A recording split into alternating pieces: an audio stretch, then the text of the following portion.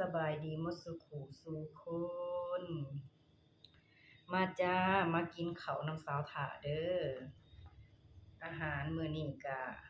จะมีลาบนอนเพียเนาะลาบนอนเพียหรือว่าลาบดิบลาบซีนงัวเฮาหั่นแหละ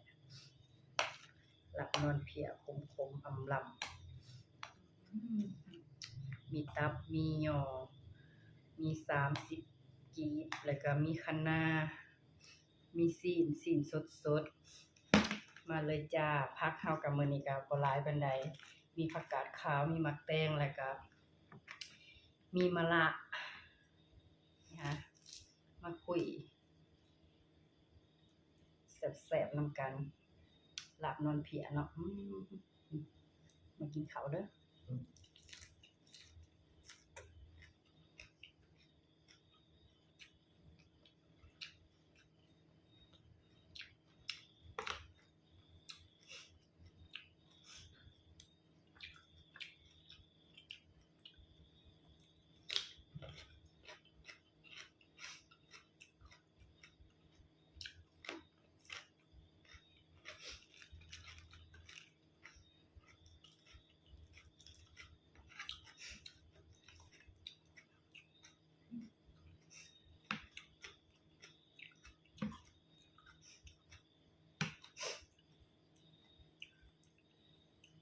คุยลาบคำใหญ่ๆเนาะ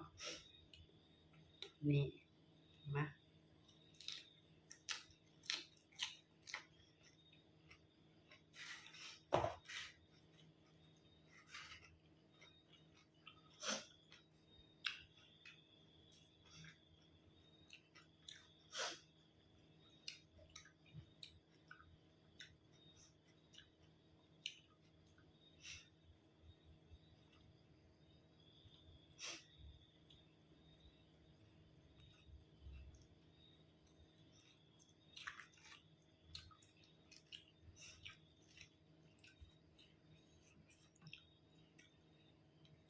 อันนี้จะเป็นลูกโดดเนาะห่อผักกาดขาวแซ่บๆพ่อแม่พี่น้องกินยำใดก็แซ่บใส่ลูกโดดเข้าไปเลยเนาะ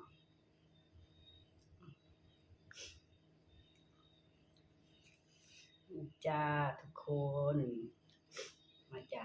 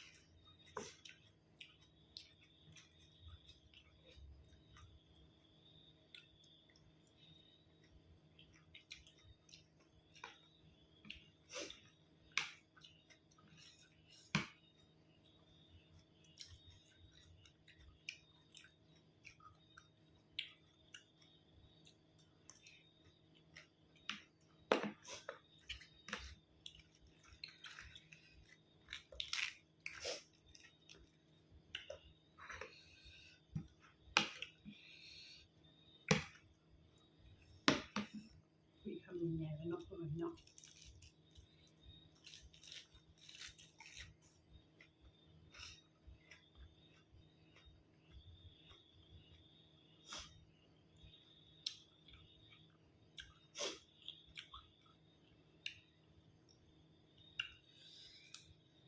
ลาบนอนเพียขมอำลำ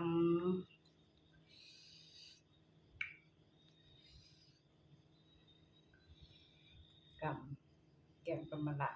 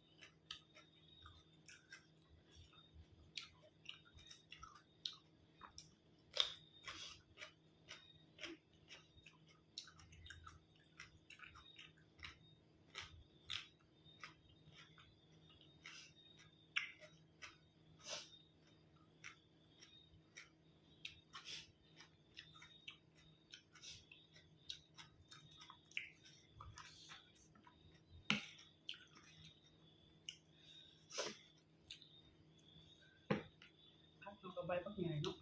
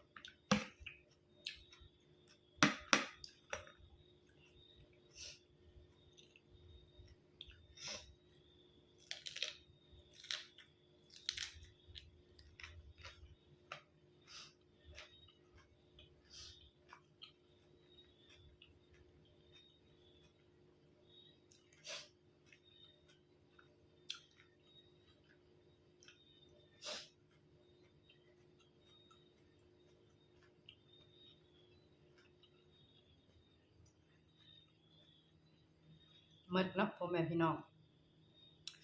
ลาบนอนเพียมื้อนี้แซ่บขมอำลำแก้มมะระแซ่บคัก